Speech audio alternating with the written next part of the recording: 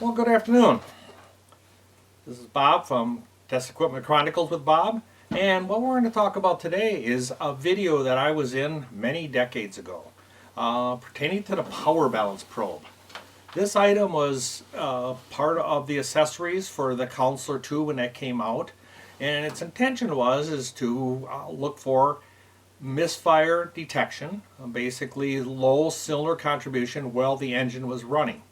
Think OBD-II P0300 series codes.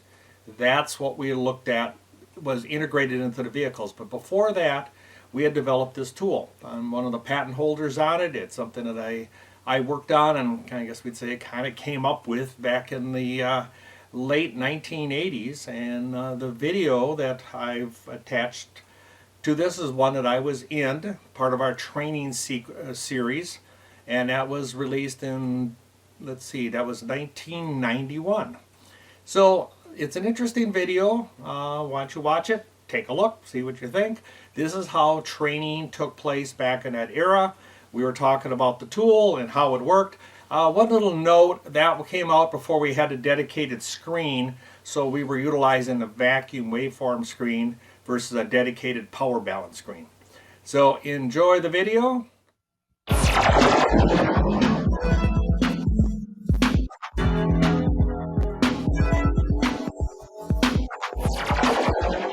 Introducing the Snap-on Counselor II Power Balance Probe, a new dimension in automotive technology that enhances the dynamic testing capability of the Snap-on Counselor II digital oscilloscope. The Power Balance Probe relays instantaneous engine speed changes that occur as each cylinder fires. A power balance test can be performed on any type of engine, including diesel engines, but it's specifically designed to measure cylinder contribution in engines where shorting is difficult, if not impossible, to do. Use the power balance test on engines with DI or computer controls that automatically compensate for RPM loss.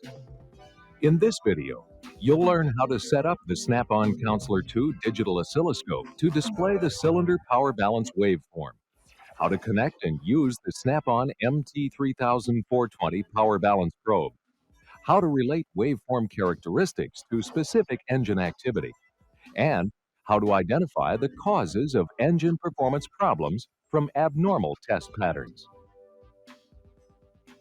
You'll find complete instructions for using the Counselor II digital oscilloscope in the Counselor II User's Manual. The special section on the MT3420 Power Balance Probe provides detailed instructions for using the probe and interpreting test results.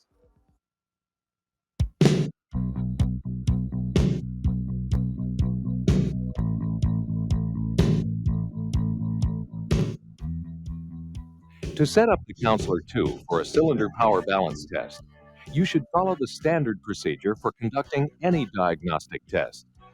Enter appropriate engine information for the vehicle you're going to test on the Snap-on screen. Be sure it's correct. Select Cylinder Test menu. Then go to the Vacuum Waveform test screen. The Counselor II will display the signal from the power balance probe on the Vacuum Waveform test screen. A future model of the Counselor II will have a separate test screen for the power balance waveform. When you're using the vacuum waveform screen to view a power balance waveform, disregard everything on the screen except the ignition event numbers, which identify the cylinders in firing order, and the RPM reading. The grid and cursor functions can be helpful visual aids when viewing a waveform, but are not useful for making measurements, since the vacuum scales are irrelevant when you're conducting a power balance test. Vertical position lets you move the waveform up or down the screen with the arrow keys. And on the next page, change the amplitude of the waveform with size select and the up and down arrow keys. F6 toggles between the two screens. A power balance waveform can be stored in memory, but remember, it will be identified as a vacuum waveform screen. You can print the waveform for future reference or comparison.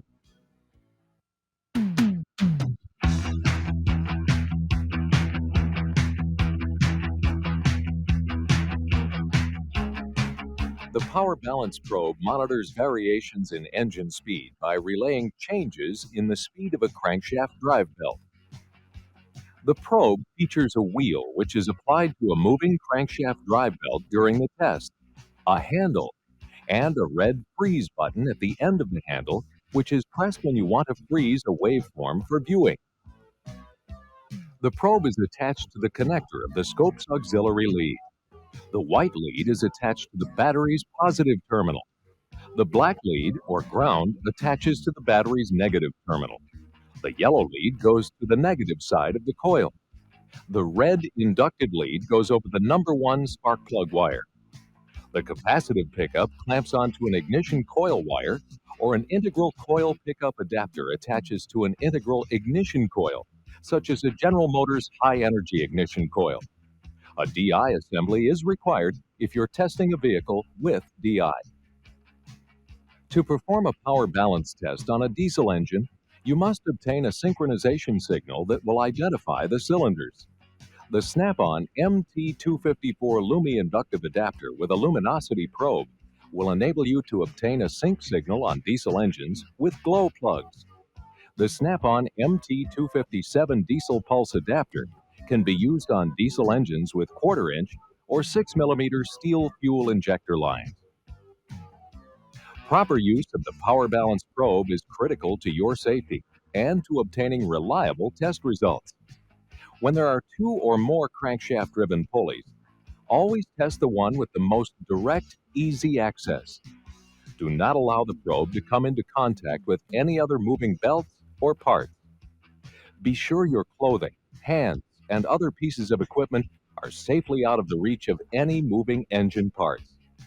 Always observe standard garage safety when conducting a diagnostic test. Complete instructions for using the power balance probe can be found in the Counselor 2 User's Manual. You'll get the best test pattern when the engine is operating at a steady idle speed with a light load applied. Faster engine speeds will produce more dynamic results that may mask problems. The waveform will look more like a straight line with fewer details to analyze. Ignition timing should be correct. Fans that cycle on and off automatically should be disabled. Position the probe wheel on the taut side of the drive belt, with the belt moving away from the probe. You may need to use 2 hands or to prop the handle against a stationary object to hold the probe in place, because the probe will have a tendency to walk off the belt. Keep your eyes on the probe and the belt. After a few seconds, press the red freeze button on the back of the handle and remove the probe. You're now ready to analyze the waveform. If you want to view the dynamic characteristics of a live waveform, have another person operate the probe. Do not attempt to apply the probe wheel and analyze the screen at the same time. If the cylinders at the edges of the screen are difficult to analyze, try turning the engine off and move the red inductive lead from the spark plug wire of the number 1 cylinder to its companion cylinder. Then, go back to the Snap-on screen and change the firing order so the companion cylinder begins the sequence. Now, go back to the vacuum waveform screen, start the engine, and do the power balance test again. It's normal for engine RPM to vary a little at idle speed. This is known as hunting. It will cause a live waveform to drift up or down on the screen, and a frozen waveform to have an upward or downward slope. Extreme surges indicate engine problems. Freeze the test pattern with the Counselor 2 freeze button, or the freeze button on the remote control. You may want to test cylinder power balance at different temperature levels, since temperature can be an important variable affecting engine behavior.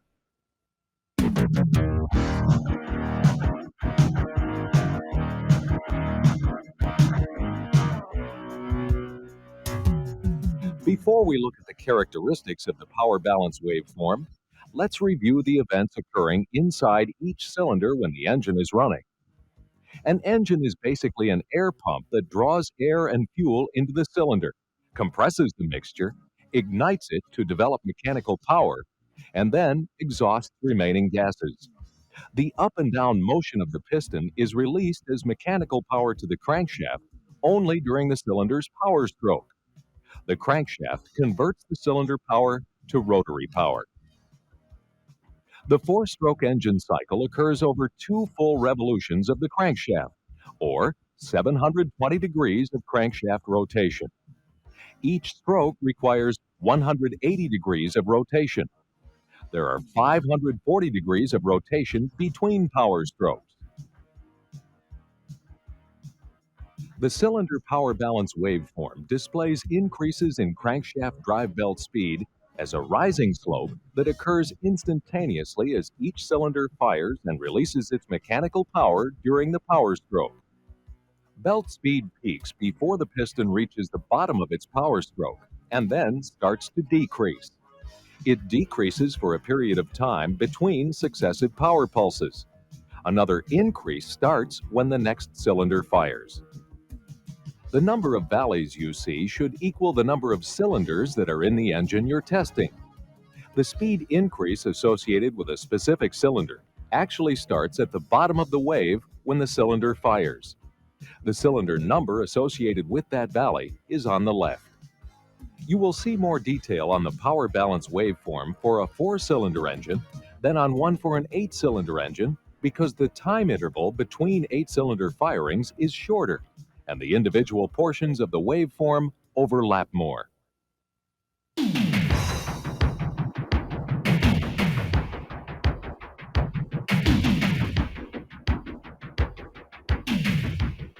The shape of the power balance waveform will depend on the type of engine you're testing. This is normal. Compare the individual cylinder portions of the waveform to each other. Each should have similar rising and descending slopes, and the top and bottom of the waves should be relatively equal.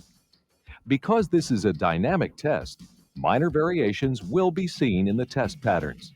These are normal. Look for cylinders that have no valley, or the descending slope is steeper or longer than the others. Keep in mind that a cylinder that is not contributing its share of power may affect the performance of good cylinders that fire immediately afterward. A cylinder that is not contributing its share of power will have a relatively flat pattern. Since the next cylinder fires when the crankshaft speed is slower than for the previous cylinder, the speed rises more than the previous cylinder did. It takes several cylinder firings before the waveform begins to look normal again.